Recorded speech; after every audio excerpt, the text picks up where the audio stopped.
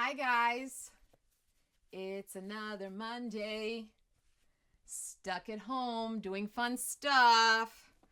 What are you guys doing? What are you up to? What are you getting done? I'm not doing laundry. I know I've done laundry I know I've done laundry with you before. See, English coming out of my mouth. But that's not what I'm doing today. This makes me a little sad.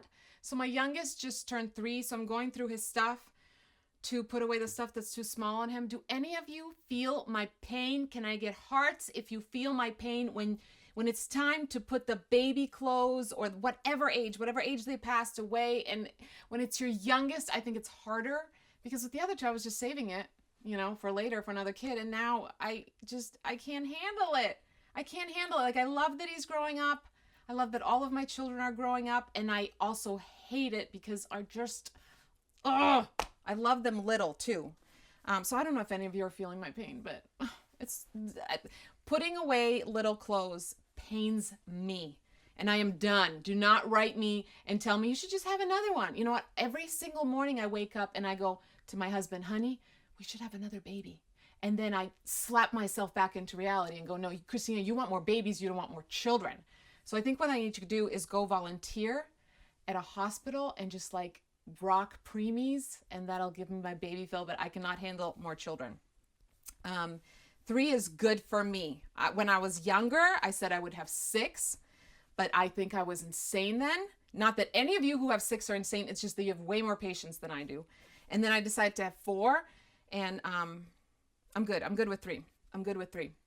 All right. Hi. Hold on. Let me use my cute little mug, which, by the way, do you know you can buy this? A lot of you keep asking me, where'd you get that cute mug? LittleThings sent it to me, and you can get one. And LittleThings, are you listening, people? Post a link because people keep asking me about this cute mug. So LittleThings, they're the ones that gave me the nickname Truth Bomb Mom. I did not come up with that. And I don't think I'm the only Truth Bomb Mom out there. I think if you are living your life authentically and you're being real about everything motherhood entails and you have a great sense of humor, then you are a Truth Bomb Mom. By the way, if you are trying to parent without a sense of humor, what can we compare that to? It's like trying to eat soup, like a broth, with a fork. Like you're still going to get a little stuff out of there, but you're going to miss out on so much, and you're going to get really frustrated trying to eat that soup with a fork. That's a weird example, but that is basically what trying to parent without a sense of humor is like. So if you have a great sense of humor and you are honest about the trials and the joys and the chaos and the awesomeness of motherhood, you should have a Truth Bomb Mom mug, because I'm not the only Truth Bomb Mom. I'm not. I think there's a lot of Truth Bomb Moms out there watching this. By the way, I'm wondering, do you guys ever get a feeling like something might happen in your life and you can't explain it? It doesn't make sense, but you just have this feeling. I was just thinking when I was telling you guys that I'm done having kids. I am done at 3. I'm good. I've had this feeling over the years. Some of you will think I'm crazy. I am a little crazy. But I've had this feeling over the years like I might actually have another kid, but not that I would give birth to. Like again, I'm not psychic or anything, but I get this feeling sometimes. I feel like there will be another child that will come into my life. Maybe in like 5-10 years. I'm not like a baby. I'm thinking maybe like a kid. I don't know, like a teenager or something that for some reason needs a home. It literally is a feeling that keeps coming back to me. I've even had dreams like that. So I'm saying it on camera right now so that if it happens, we can all be like, oh my gosh, she said that back in 2017 and now it's 2030 and it's happening. That's a lot of years from now. Okay, let's talk about summer, because it is summer and it's hot here. I'm in Southern California and I am sweating. And by the way, I'm going to be honest with you. I smell really bad right now. I do. Also, another fact, I slept in this shirt last night. I wore it yesterday and I'm wearing it again. And if you have a problem with that, too bad, because this is what motherhood looks like and smells like, and it's not great. If I could, I probably would be really good at bottling like a motherhood perfume, and it would be like a combination of sweat, urine, and desperation. Let's make that perfume. That would be a good, would any of you buy that, guys? Would any of you buy that perfume? You're like, we're already wearing it. It's a natural scent we all got. I think the moms to be, the people that want to be moms, what size is this? It's so cute.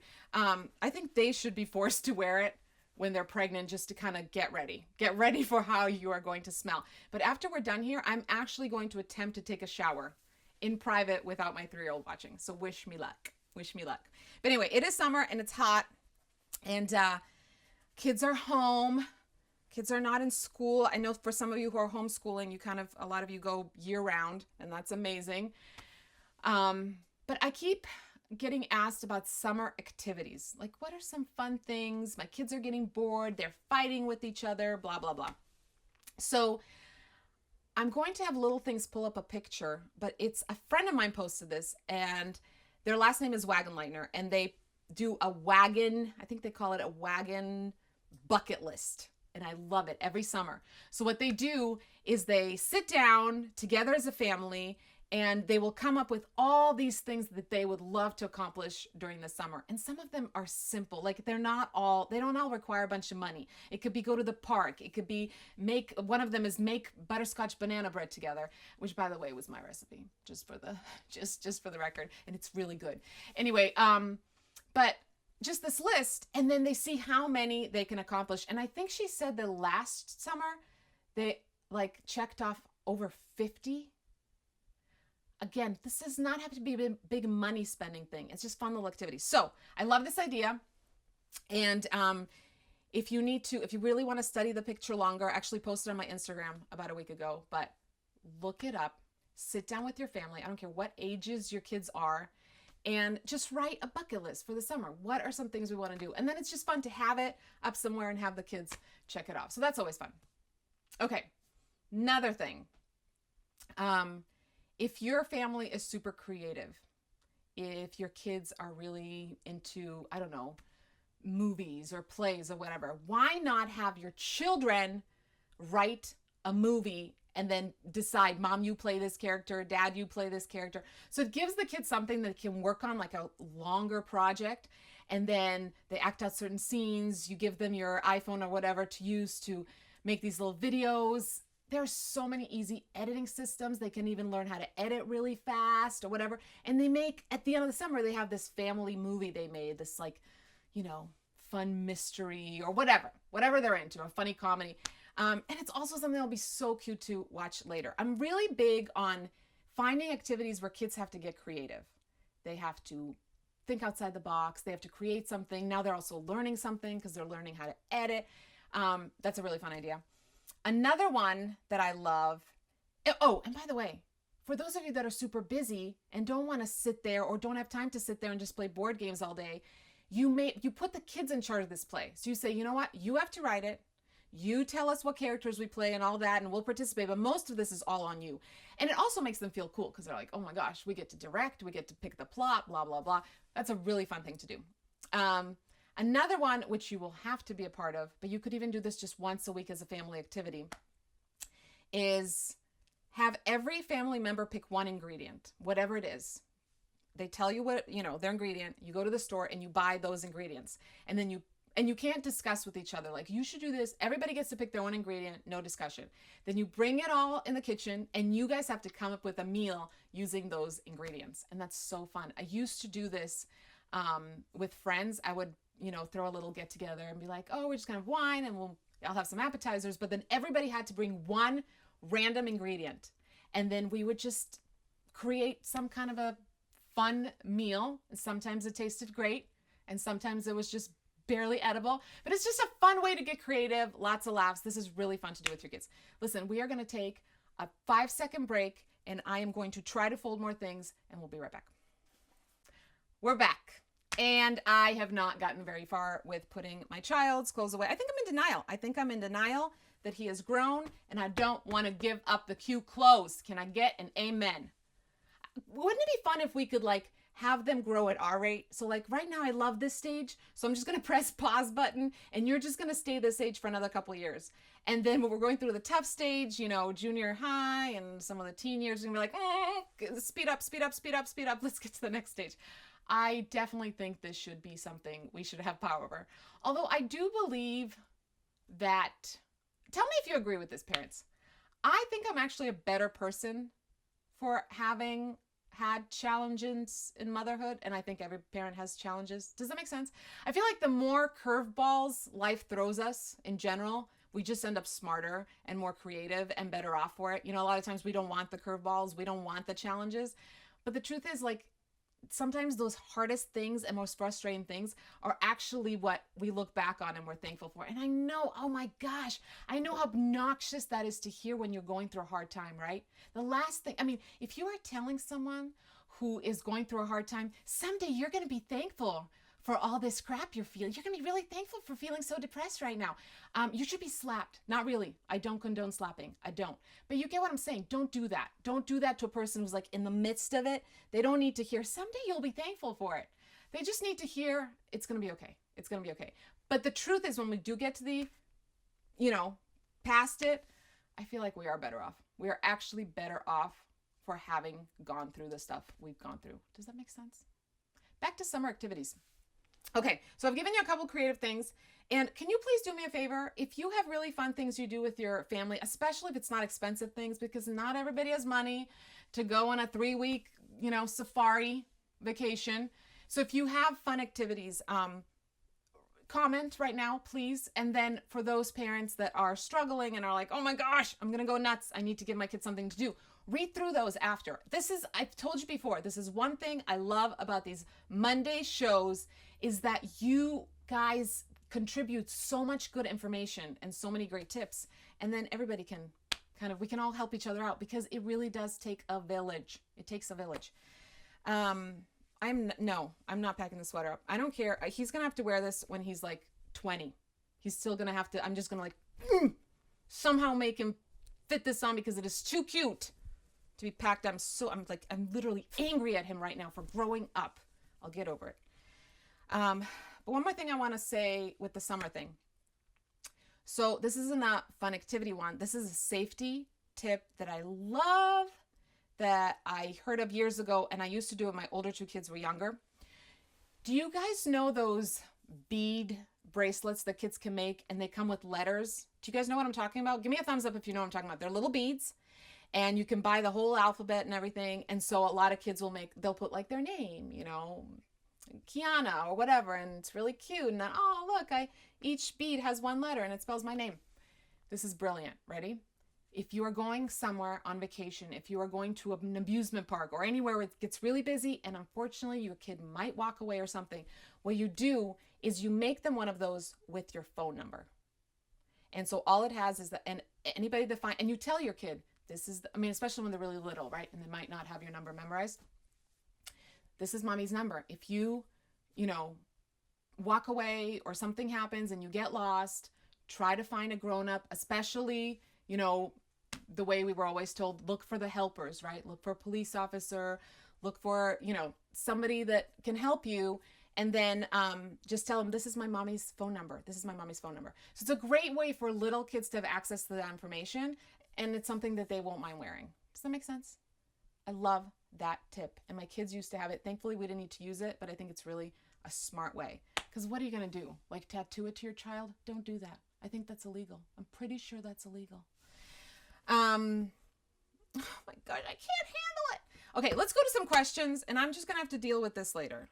This still fits. This is going to fit till he's 19 because I said so. Okay, let me see if I can get to a few questions from you guys. Okay, this is a question we sort of covered before, but I get it a lot, so let's just talk about it again. Amy says, help, my 2.5-year-old is really jealous of the new baby. This is so common, right? Can I get a thumbs up if you have a kid and then you bring home a baby and the kid acts like, you just ruined my life by bringing home a baby. By the way, even those kids that are like, Mommy, I want a baby sister, I want a baby brother, even those kids end up jealous and mad. And this is what worked in my family and has worked for my friends, and I really think it's helpful. You gotta basically, why are the kids jealous? Because they got all your attention and everything, and now everything's with the baby, right? Because the baby just needs more attention than a 2.5-year-old, 3-year-old. So what you got to do is you got to empower that kid. You got to make the older kid feel like they're needed. You cannot pull this off without them. They're needed. So you have them Pick what the baby's going to wear. Put 5 onesies in front of the 2.5-year-old and say, this is a big decision. I'm just really not sure what your baby sister should wear. Can you please help me? Can you decide? And then the 2.5-year-old is like, oh, okay. Let the kid decide. Or, we're going to feed the baby some baby cereal. Do you think we should use the green spoon or the red spoon? I just can't decide. So there's simple decisions that really don't matter. It's not like you're asking the 2.5-year-old to bathe the child. Please don't do that. Please don't do that. You're just asking for simple things like, should we use the green spoon or the red spoon? Should they wear this onesie or this onesie? Hey, which book should we read to the baby? Which song do you think I should sing? Make them feel like they're needed. You can't do this without them, because then they're going to feel important. Oh my gosh, I still matter. I still have a role in this family and I still matter. In fact, now I have an even bigger role because now I'm responsible for making these decisions. That is going to make a big difference in the jealousy thing, because now they're not competing. Now they're helping. Got it? Okay, good. Let me find another one.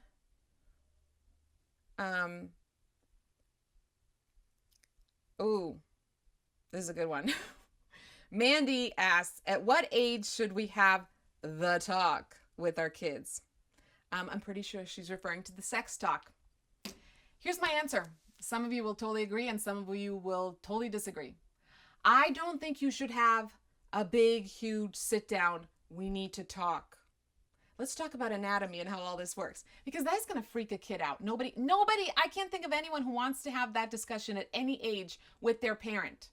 So what you do is you don't have this big the talk. You just keep the communication about it open throughout. It's just a very casual conversation that just starts from when they're very little. And I know that sometimes people are like, oh, they're too young to know about it. Listen to me, people. Your kids are going to find out about it, whether you like it or not. So it's best that you present it in a way you want to present it. And when they're little, you obviously make it age appropriate and you just talk about it. Where do babies come from? They don't come from a stork. Why are we telling our kids they come? No, they don't come from a stork. Mommy and daddy really love each other. You just word it how you want to word it, but be honest and yet put it on their level. Because what I find is that if you make a really big deal about things like we need to sit down and we need to talk, it's such an intimidating thing that the kids aren't as open to come to you with questions. And you want your kids coming to you with questions. You want your kids asking you the tough questions that you don't feel like answering. And by the way, when they ask you those questions, you don't go, oh my gosh, I can't, No, you act completely normal. Sure, yeah, let's talk about sex. Oh, you want to know what a vagina is? Yeah, let's talk about that. You act normal. Then you can go hide in your room. You can fill your mug with vodka and you can just go, oh my God. Okay, that's your after reaction when the kids aren't watching. You can scream, you can punch things, you can do whatever you want. But in front of your kid, sure, yeah, let's talk about that. I'd love to talk about that, of course. You keep it very, this is fine. You are not making things awkward for me by asking this. You're not freaking me out because you want them to come to you. If they see a freaked out parent, they're not going to go to the parent. You know who they're going to go to? To their 12-year-old buddy. You really want your kid finding out about sex from the 12-year-old buddy who learned it I don't know where? No, you don't. And here's another thing. I'm really passionate about this, by the way, because I really think that parents need to just talk about everything. And if you're telling me right now that you don't do it because it's uncomfortable, guess what? Parenting is not supposed to be comfortable. It's not. If someone promised you it would be comfortable, they lied to you. They literally lied to your face. And I think you should discuss it with them. It is not supposed to be comfortable. So here's the other thing. A lot of times kids will come to their parents and they'll say, hey, mom, what's this? And they'll name a sexual term or something. And the parent will go, no, you're too young and we are not talking about that. And they will just shut the kid down. Here's the problem with that. Do you think that's going to make the kid stop asking you if you do that? You're right. It will. It will make them stop asking you and it will make them go and ask somebody else. That's the truth. They're going to ask somebody else. And you just have to decide, do I want my child learning about these things from me where I can frame it the way I think is most appropriate for a child? Those are my dogs, if you can hear the barking. Or do I want my child to learn it from some random kid who learned it on the internet or learned it from their older sibling who knows what they told them? So Mandy, I don't think there's an age where you have the talk. I think you just keep the communication open throughout their life, and it's just a casual talk like anything else. I feel the same way about death, you guys. I really do. I think you should talk very openly to your children about death. It's just part of life. It's just part of life. And you can frame it in a way you want to frame it. Okay, we're going to go. Thank you all for tuning in. And if any of you are putting away clothes that are too small for your children, I feel for you. I feel for you. I feel for you. I am really sorry. I hate that they grow up, but I also love that they grow up because they turn into these awesome, cool humans. I will see you here next Monday. Have a great week, everyone. Bye.